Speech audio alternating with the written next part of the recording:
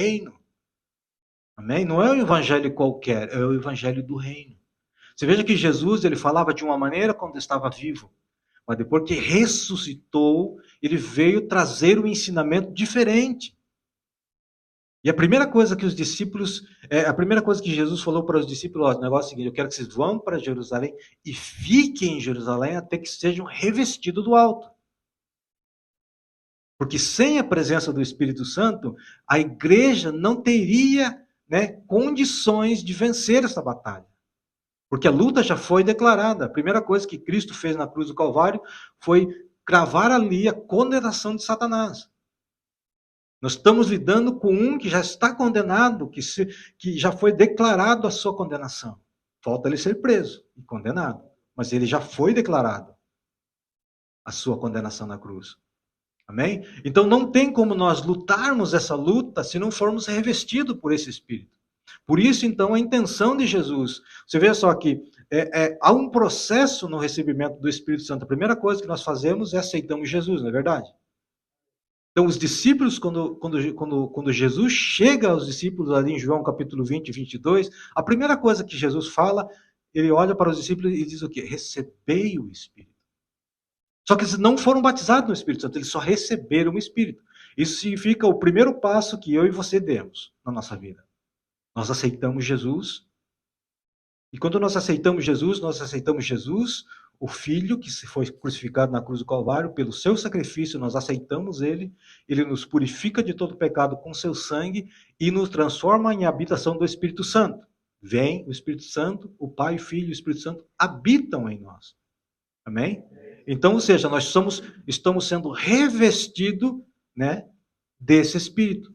Nós precisamos entender que nós temos uma busca maior aí. Né? Somente receber o Espírito Santo na nossa vida, ou receber Jesus, é parte do processo que Deus quer para a nossa vida. Por quê, pastor? Porque existe um negócio chamado batismo no Espírito Santo, que é muito importante. Amém? Esse é o revestimento que nós precisamos. Amém? Nós temos que buscar esse batismo no Espírito Santo, porque uma coisa interessante, que se vão entender hoje na batalha espiritual, existe um código de comunicação com o Pai que o inimigo não consegue entender.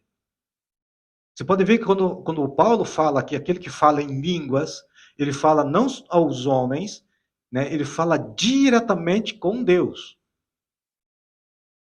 A impressão, o que o Paulo está dizendo para nós é que pelo sacrifício de Jesus, Jesus nos purifica, nos habilita a ser a habitação do Espírito Santo, somos batizados com esse Espírito Santo, falamos em outra língua, significa que é um código que Deus usa para se comunicar com nós.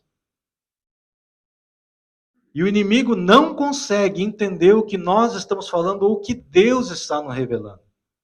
Amém? E Paulo ele fala uma coisa interessante, é que aquele que fala em línguas, fala diretamente a Deus e se edifica a si mesmo. Então, ou seja, o processo de crescimento na vida espiritual é a partir do momento em que você desenvolve esta leitura, este linguajar estranho que a nossa alma não compreende, a nossa carne não compreende, e essa é a intenção de Deus, que a nossa alma fique infrutífera, a nossa carne fique infrutífera, mas o nosso espírito está recebendo diretamente da fonte, sem interferência. Amém?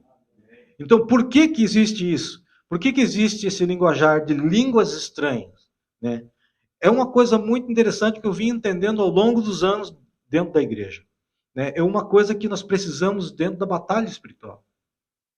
Porque é ali que nós recebemos as revelações, ali que nós recebemos as direções. Pastor, mas eu não estou entendendo quando eu estou falando em línguas. Não, você não vai entender. Existe um momento em que, chegado o momento em que você precisa da intervenção de Deus, a teu espírito vai começar a te lançar palavras de direção.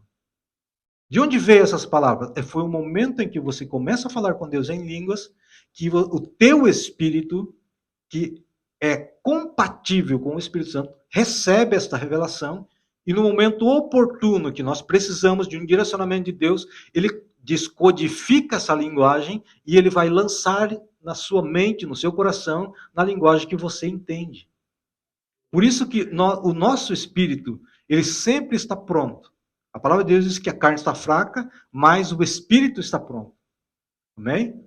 Então, isso é muito importante. Eu quero trazer uma leitura para vocês, né? De João, capítulo 3. Evangelho de João, capítulo 3, no versículo 1 em diante. Vamos ler ali alguns versículos, para depois nós usarmos como base. Eu não sei se eu vou conseguir entrar em todas as coisas hoje, mas eu quero também deixar um caminho bem alicerçado para que os irmãos possam entender, então. João, capítulo 3, versículo. É ali como é que fala? Um diálogo muito conhecido, a partir do versículo 1. Capítulo 3, versículo 1 em diante. Uma passagem muito conhecida da igreja, que tem algo muito importante que nós vamos ver aqui. Amém? João 3:1 diz assim: havia um fariseu chamado Nicodemos, uma autoridade entre os judeus. Veio a Jesus à noite e disse: Mestre, sabemos que ensinas da parte de Deus, pois ninguém pode realizar os sinais milagrosos que está fazendo, se Deus não estiver com ele. Em resposta, Jesus declarou: digo a verdade, ninguém pode ver o reino de Deus se não nascer de novo. Perguntou Nicodemos: como alguém pode nascer de novo sendo velho? E é claro que não pode entrar pela segunda vez no ventre da sua mãe e nascer. Jesus responde: digo a verdade, ninguém pode entrar no reino de Deus se não nascer da água e do Espírito. O que é nascido da carne é carne, mas o que é nascido do Espírito é Espírito. Amém? Primeira coisa que eu quero puxar para que os irmãos possam entender alguma coisa no versículo final, no versículo 6, ele está dizendo assim: o que é nascido da carne é carne, mas o que é nascido do Espírito, o Espírito está em letra maiúscula. Está falando de quem? Do Espírito Santo. É Espírito em letra minúscula. Isso está se referindo a nós, amém? No versículo 5 ele diz assim: na verdade, ninguém pode entrar no reino de Deus se não nascer da água e do Espírito. Como é que isso funciona? A água, dentro da palavra de Deus, ela simboliza a palavra. Quando nós ouvimos a palavra, nós acatamos no nosso coração, nós aceitamos Jesus, aí começa um processo de novo nascimento. Amém? Através da palavra de Deus, através daquilo que nós cremos e aceitamos no nosso coração, né? E é a palavra de Deus, ela que vai trazer a transformação. Da água e do Espírito. Por que do Espírito? Porque o Espírito, como diz em João, é aquele que nos convence do pecado, né, através da palavra de Deus. Então, ele tem uma mistura entre a água e o Espírito, que é a palavra, para que haja em nós um novo nascimento. Nós aceitamos Jesus, nascemos de novo. Como nascer de novo? Eu já não estou vivo, como é que eu posso nascer de novo?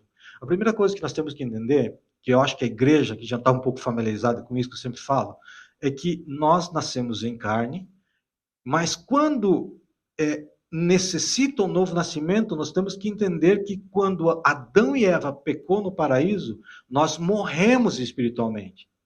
Amém? Então significa que Adão, antes do pecado, ele estava em um lugar de intimidade com Deus. Amém? Mas só que a palavra de Deus, Paulo diz que todos os pecados estão destituídos da glória de Deus. Então nós precisamos voltar a este lugar. Amém? Então por isso que Jesus está falando que para você entrar novamente no reino de Deus, necessário é que você nasça de novo.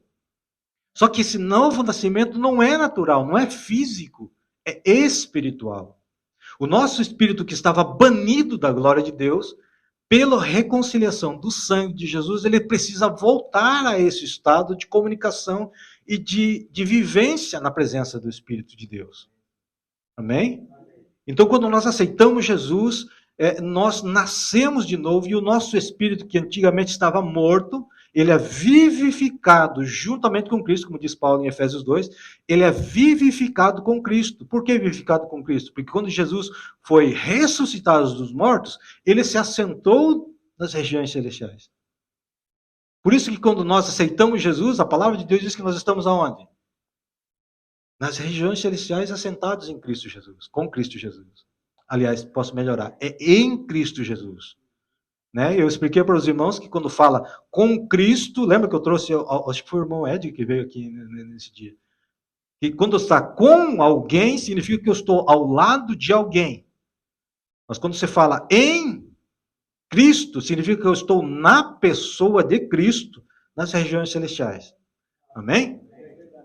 É a mesma coisa que quando Deus fala para nós, eu estou neles, porque o Espírito de Deus habita em nós. Por que existe essa interação? Deus em nós e nós em Deus. Já pararam para pensar nisso alguma vez? Já? Não, né? Mas eu vou explicar para você o que acontece. Deus, para fazer as suas obras, ele precisa do homem. Amém?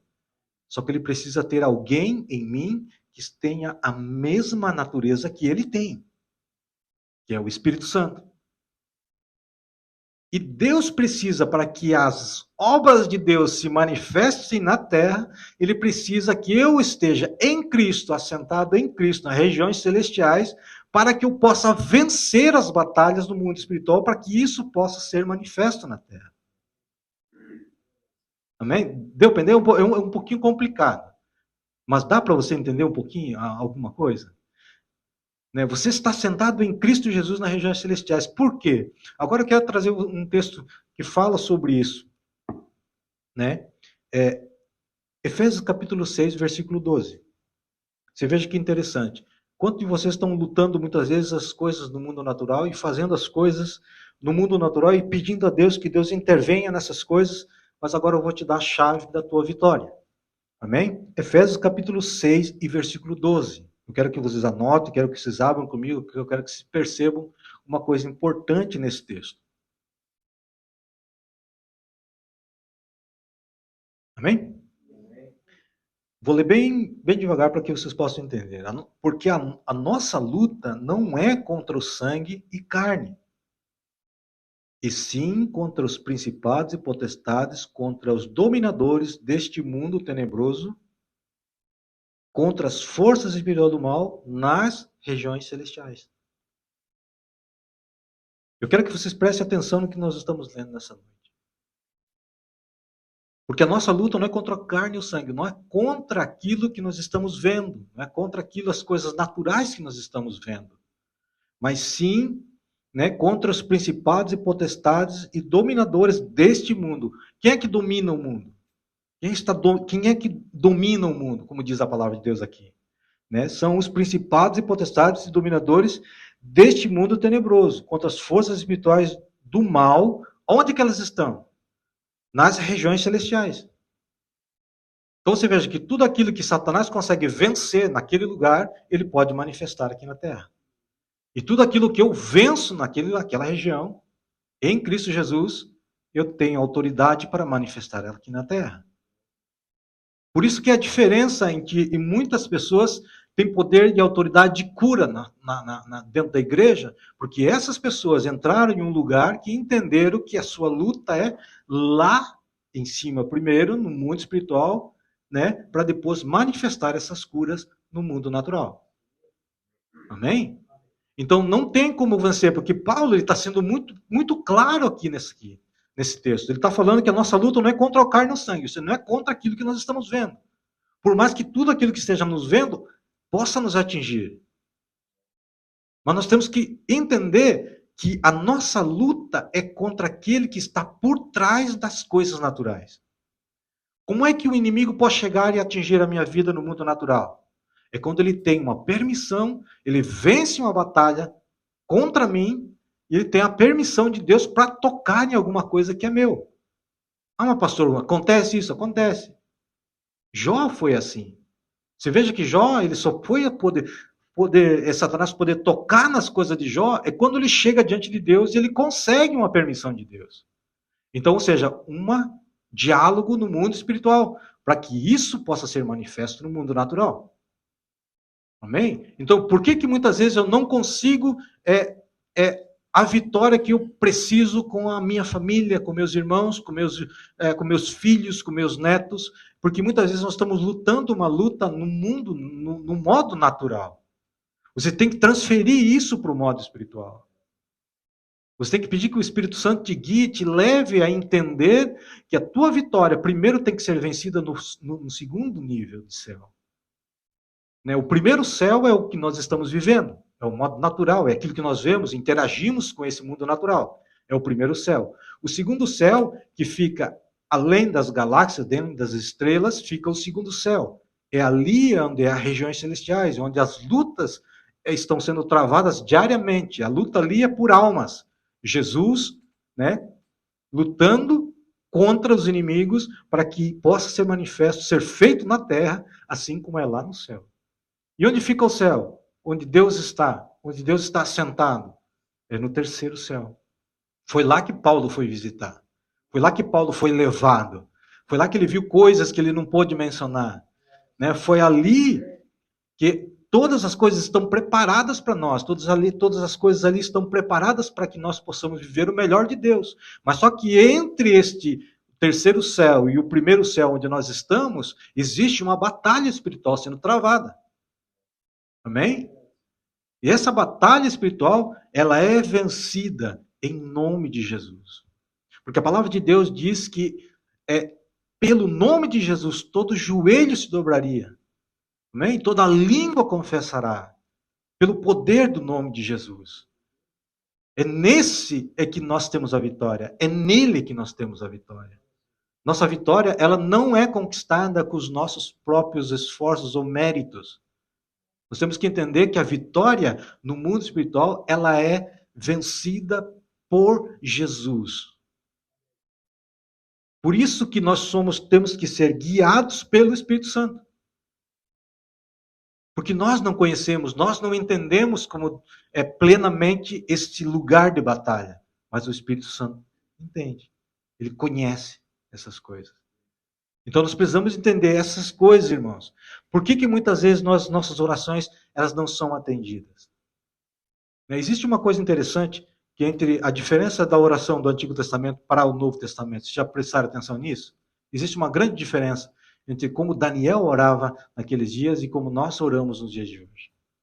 Qual é a diferença? Primeira coisa,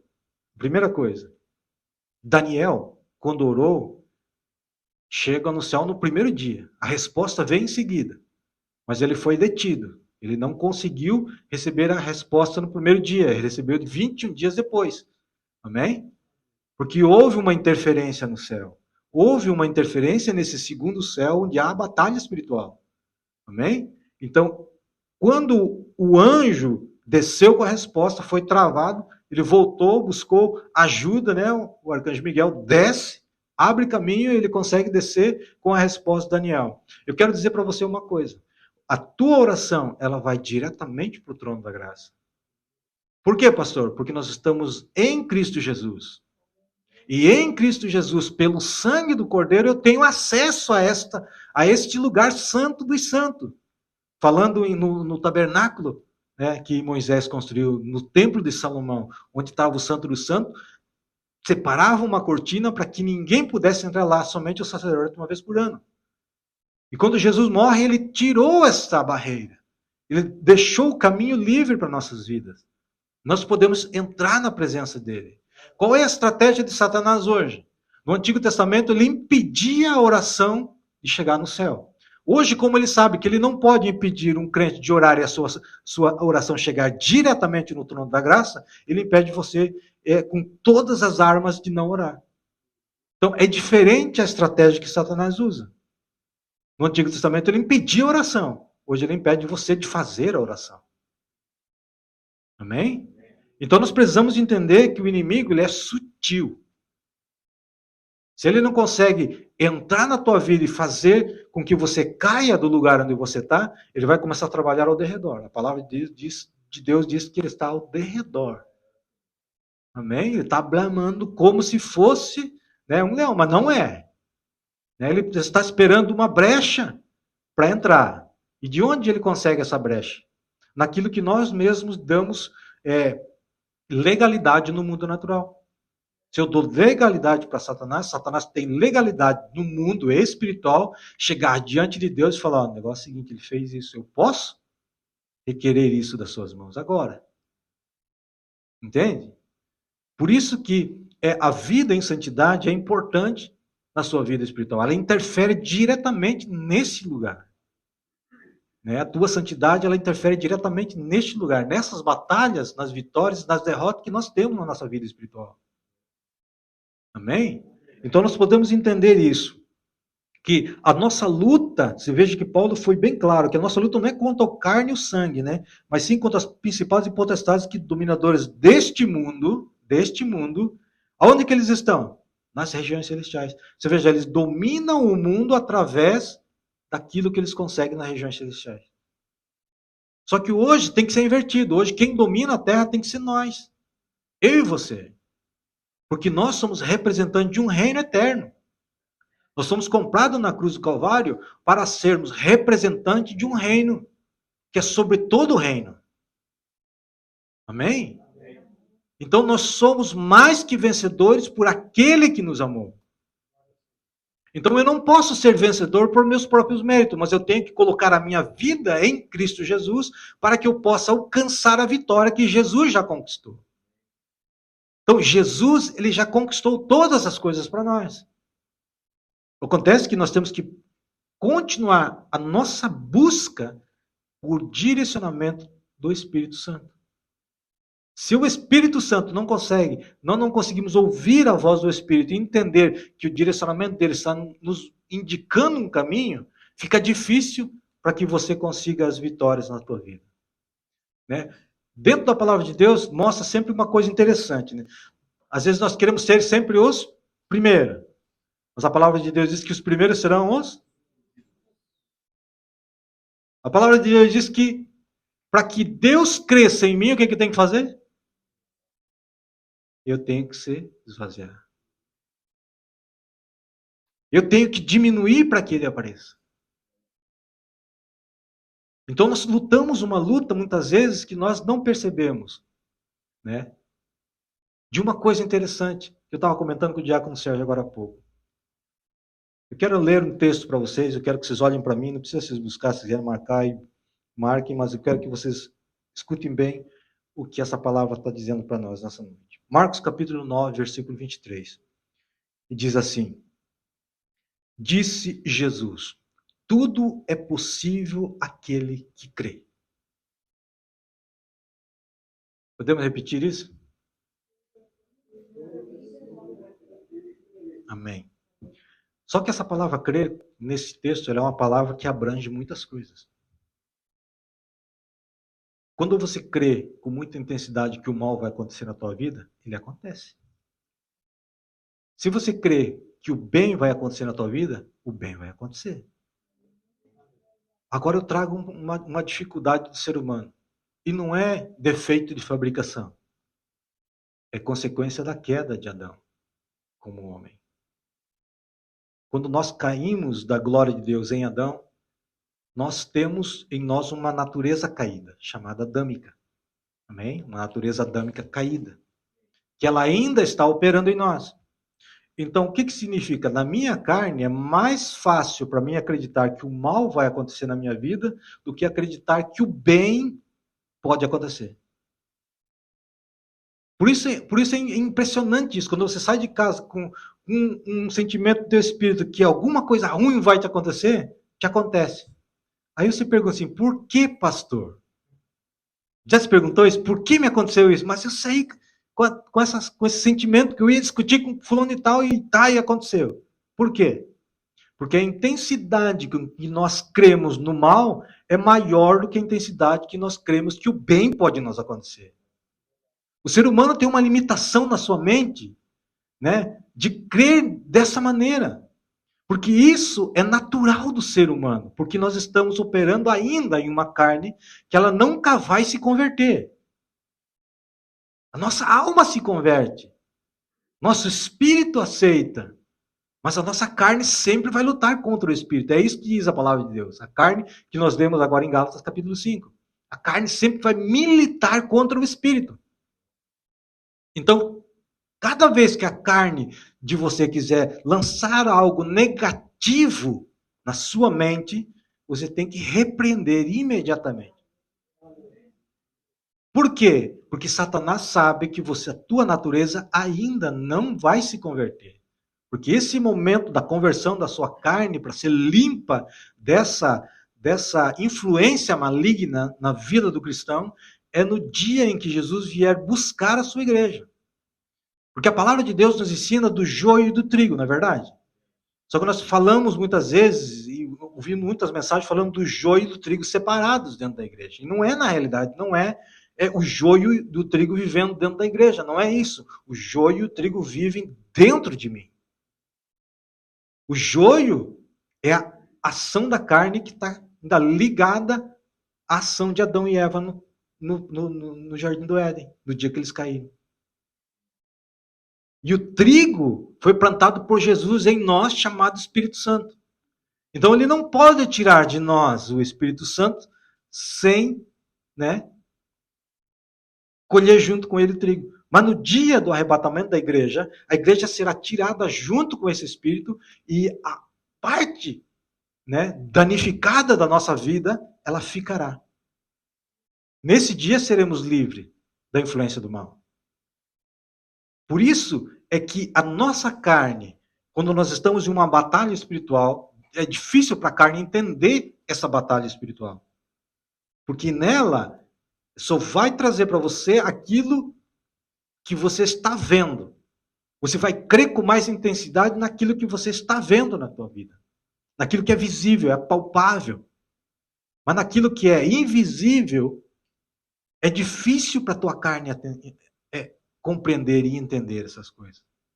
Mas quando você começa a ser transformado na sua mente, como diz Paulo em Romanos 12, 1 e 2, ele fala que nós não devemos conformar com esse mundo, mas transformai-vos a sua mente. Amém? Quando nós começarmos a pensar, e em Colossenses capítulo 2, se não me engano, ele fala que nós temos que pensar nas coisas que são de cima. Amém? Não da forma natural que nós estamos vivendo. Amém? É por isso que muitas vezes a nossa tendência a acontecer o mal na nossa vida, ela é mais rápido do que nós conseguimos a bênção de Deus. Porque a palavra de Deus diz que tem um princípio nisso, para que você possa alcançar a bênção de Deus. Aqui está dizendo que todo aquele que crê, é possível as coisas. Tudo é possível ao que? Agora, nós temos que tomar cuidado com que intensidade nós estamos crendo nas coisas que nós queremos. Às vezes nós olhamos para algumas pessoas que estão vivendo em situações muito ruins nas suas vidas e nós entendemos que a solução é Cristo. Nós apresentamos a solução para aquela pessoa, mas nós no coração pensamos assim, não vai dar certo, essa pessoa não vai aceitar Jesus, essa pessoa não vai sair dessa situação. Né? Hoje eu estava vendo uma mensagem do apóstolo Hermínio, ele estava falando sobre isso. Né? Que tinha pessoas que ele pregava o evangelho, né? E eram pessoas totalmente, né? Que se olhar para isso não dava um vintém, né? Mas quando nós passamos a entender que o Espírito Santo pode transformar essas pessoas, elas são transformadas. Elas são transformadas. Agora, se veja, se nós olharmos para os discípulos de Jesus, Jesus não escolheu a nata da sociedade daqueles dias. Não. Porque Jesus sabia que eles iam passar por um processo, mas eles iam ser pessoas segundo o coração de Deus. Amém? Ele não pegou Mateus, um cobrador de impostos que sabia que fraudava as coisas, né, e colocar ele dentro do grupo. Ele sabia que ele ia passar pelo processo. Né? Ele não ia pegar um Pedro que sabia que o homem tinha o sangue quente, fervente, né, que não levava desaforo para casa, sabe? Aquele que quando vão pegar Jesus, ele pega e corta, né, a orelha de Malco ali, o soldado, né? E colocar no meio dos seus discípulos. Ele sabia que essas pessoas iam ser tocadas pelo Espírito Santo. Ele sabia que o processo da vida daqueles discípulos, né, no final do processo, eles seriam como Cristo. Né? Às vezes eu pergunto para mim mesmo, será que eu estou sendo aprovado no processo? Porque Jesus ele não está preocupado com o processo que você vai passar na tua vida, porque ele sabe o resultado da tua vida. Amém? Por que, pastor, você fala isso? Que Deus não está muito preocupado com o teu processo. Quando Satanás chegou, olha só, mais um exemplo. Satanás chega diante de Deus e pediu para sacudir a vida de Pedro. Onde é que ele pediu isso? Lá em cima. Para depois ele fazer aqui embaixo. Aí Deus dá. E o que Jesus intercedeu por Pedro? E Pedro perguntou: e o que o Senhor pediu para Deus? Para o Pai? Eu pedi para ele porque não te falte a fé. Então, Jesus mesmo e o Pai não estavam muito preocupado com o processo que Pedro ia passar. Ele ia ser moído. Mas Jesus não estava interessado na moenda de Pedro, por aquilo que ele ia viver. Porque Jesus sabia o resultado que ia gerar aquela coisa, aquele processo na vida de Pedro. Se você está passando pela moenda de Deus essa noite, acredite que o processo de Deus vai te levar a um lugar de glória, um lugar de vitória nessa noite. Eu quero declarar sobre a tua vida que você vai passar pelo processo e um dia você vai dar o testemunho da tua vitória em Cristo Jesus. Hoje Deus te deu uma ferramenta importante na tua vida. É você direcionar aquilo que você crê. Porque você sabe que aquilo que você crê, com a intensidade que você crê, você vai conquistar aquilo que você está pedindo a Deus. Porque muitas vezes nós pedimos a Deus: Deus, eu quero isso, eu quero aquilo. Deus, você termina de orar, passa uns 10 minutos. Mas será? Não, mas... Vamos pegar um exemplo bem claro aqui. Uma coisa bem clara. Por exemplo, uma casa. Eu vou lá: Deus, eu quero uma casa, Pai, quero que o Senhor me ajude, tal, eu sei que o Senhor vai me dar vitória, tal, Pai, eu quero, Senhor amado, pede para Deus aquela casa, tal, você fala para Deus como você quer a casa, o banheiro, a cozinha, tal, você desenha a casa para Deus, aí você termina, amém, glória a Deus, aí você sai, tá lá na televisão, olhando a televisão, né? Não adianta, não tem zangueô, o salário tá ruim, eu acho que é impossível, aí você já perdeu a benção. Temos o exemplo do pastor Luiz, né? O que aconteceu? Satanás colocou a dúvida no teu coração. E a palavra de Deus diz que aquele que duvida daquilo que pede é como as ondas do mar, levadas pelo vento para lá e para cá. E não pense, diz Tiago, não pense que esse conseguirá alguma coisa do Senhor. A bênção que você construiu com Deus, você perdeu no momento em que você duvidou. Por quê? Porque Satanás lançou a dúvida daquilo que você está vendo no mundo natural, das suas condições. Eu quero dizer para você nessa noite que a prosperidade do Filho de Deus não depende do reino da terra, depende do reino do céu. Porque a nossa prosperidade, ele está fincada no reino de Deus. Porque o reino de Deus é próspero. E nós temos que prosperar. Hoje, no texto que o pastor Luiz deu, ele te deu uma chave, vocês não perceberam. Aquele que ora por Israel prosperará.